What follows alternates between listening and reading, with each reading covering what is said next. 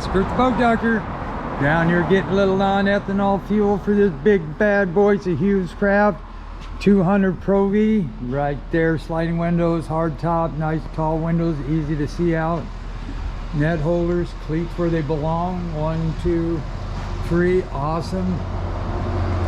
I don't mind these so much, but actually I would put a bumper clip right up here on both sides, because if it gets real nasty out and you got to come in hot with the front end and turn it at the last second, you want protection right here.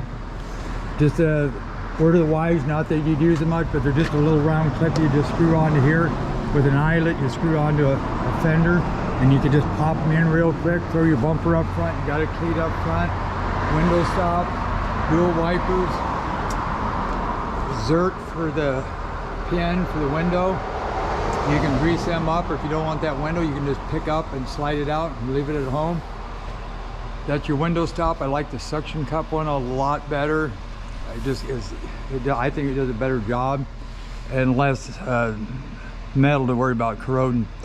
Shallow, it isn't so shallow, but it's stubby up front in the deck, so your odds of getting water up there, and if you did, ain't gonna be a hell of a lot of water anyway. You got an anchor guard, reverse like a chine here to help keep that water spraying down.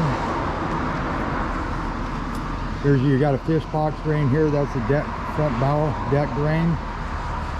2-speed with a brake lock, heavy duty. This trailer's more than adequate. Heavy duty eyelet, winch strap, 2-speed jack, brake, swing tongue, pin, top mount coupler 0 to 23. Or I'd say from the ground up, 23 inches on a top mount coupler. I checked the brake fluid. You can make sure this is up. And this thing will come off and it says backing or remove. Underneath here is the brake fluid. Peekapoo hole, you know it's down up on top of the balls, ground 7. You got cables, check. If they're starting to crack, get rid of them, replace them. That means the insider is starting to rust and they're going to get brittle and break. Safety chain for your trailer brakes. Now a lot of people say, why do you go into the trailer so much? Well, there's stuff on the trailer too you should know. Spare tire carrier, just like that jack, 2-speed with a brake. The peekapoo hole, the brake fluid, how many inches up, that's why I kind of do that. You got shine guides with Teflon. So shine guide, that way it rubs on that instead of on the side of the boat. And that's just how it should be, a finger away. Because if they're that much away, they do you no good at all.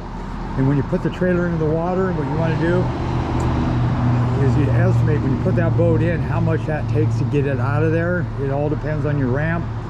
But you don't want to submerge the trailer because then the back end will float. And even if you had these load guides, it's going to be sitting on top of it. So you want that boat to stick when you bring it on up. So when you drive it up, you can bring the throttle back and that boat should stay there. But if it goes back, that means you have it too much into the water. But if you have to power it and it doesn't go all the way, that means you don't have enough. And I'll show you that on a demo. Discs on all 4.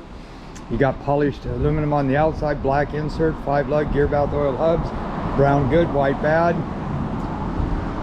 Looky here, 75 years, aluminum boat. What do we got? Non-ethanol, gasoline. I'm going to put in about 30 gallons because I know this boat will be going on a demo. This is for sale. You got a 9.9 high thrust. You can't beat them. They got that thrust from when you're in the current, you just hit it and it goes. Lag time. You got a Yamaha 25 gear case. So this has got the thrust of a 25, the bigger opening, higher big 3-blade with the opening in the back. Backing up, releases the back pressure. And you got your freshwater flush. When you use that, you unscrew it, put your garden hose. Do not start the motor if you're just using that one. You do have your standard like flusher that goes on here and here. It goes on both motors. They're total saltwater protected, both of these. They got internal zincs on every cylinder, zincs on the block. You got zincs up underneath. You got, like I say, zinc here, zinc down there. Stainless prop shaft, drive shaft, 2 coats of clear, 2 coats of primer. Zinc tabs on the back, so you got a lot of protection. If you see 2 of those, that means you're probably 10 to 1. First thing would be a wash down, second one would be like a live well. You got the element transducer with the real view. Nice, actually. For a single unit, rays are pretty good, actually. Like their AIS on the bigger units, but if you start doing multiple, they are a little bit slower, but they're good units. Okay, so this has got integrated power steering already on the Yamaha on the bracket itself.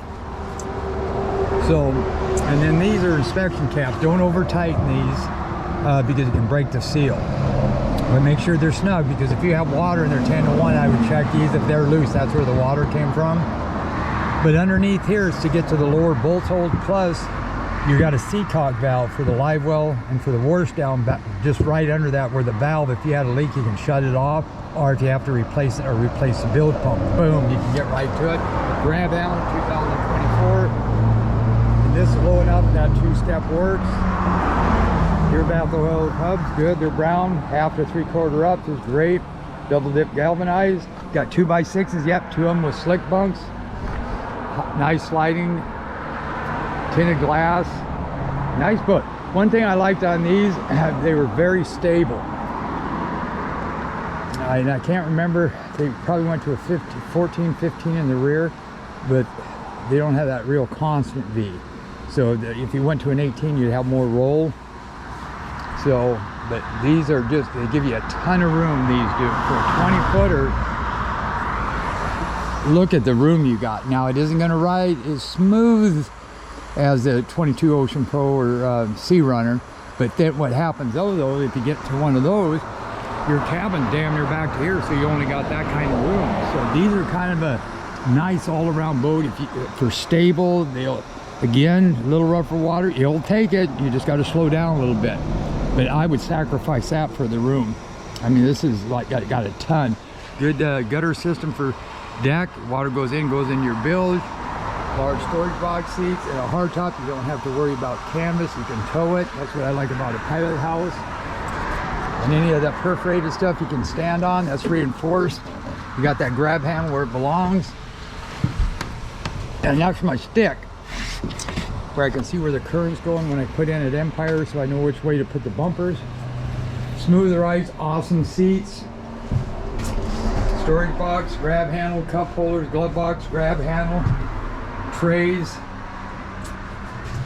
But these actually works. You got swivels, sliders, and tension. And then your courtesy light are these lights right here. And you got one there, one over there. Bilge pump, it works, that's auto. This is on to test it. Wiper up, is this one down as both. Nav lights, live well. This has got, they changed it on this one, so if you hit this, that will turn that on. Sometimes they put another switch in the back. Okay, courtesy light, I just showed you. Or just an icon, that's good. It's all in the antenna. You're gonna get this radio, you put a good antenna, you got an $800 radio. But if you had an $800 radio, you put a cheap antenna, you got a cheap radio. This is for the kicker, this is for the main. Fuel injected on the main, you just turn and go. And I'll show you how to fire the kicker up. That's important because if you do it the right way, she'll fire easy every time. And I'll set this up, it shouldn't take me too long on that. Beautiful boat. See, they even finished off, instead of just looking at a raw roof, they put these panels in, and they're not that plywood, like this stuff with vinyl wrap. So then we go back here, inspection caps to get to your fuel tank, sending units, hoses, vent lines. This here, that's your balance, whatever they want to call it, water resistance bar, whatever. You could also use it for a mini fillet table if you wanted to, but that keeps the water, and that's your overflow. And it's a little black rubber stopper that goes in there, but that, when the water hits them holes, slows that water down instead of having out and it sloshes and comes out the top. These are lockable, and then with them lights that you can turn on. Dual batteries, insulated fish box, primer bulbs, Yamaha filter back there. Stick with Yamaha, change it once a year, no matter what. Battery switch back up in here, real nice and neat. You turn that down. Here's your wash down, that comes on. Now, if you didn't have this hose hooked up right here, you want to have this like this, because if you're going down the water, if it was like this, without off, you're going to have water shooting in here. Okay, and this is to turn it on right there. And right there, you follow that back down. There's your pump right back there. And see what I'm saying? Your bilge pumps are way back there, so you can get to them from there and change them really easy. Go up here and lock this out. Scotty's, they changed the gray. That kind of looks nice. I like the light gray. Backdrop curtain, like you can tow this down the highway.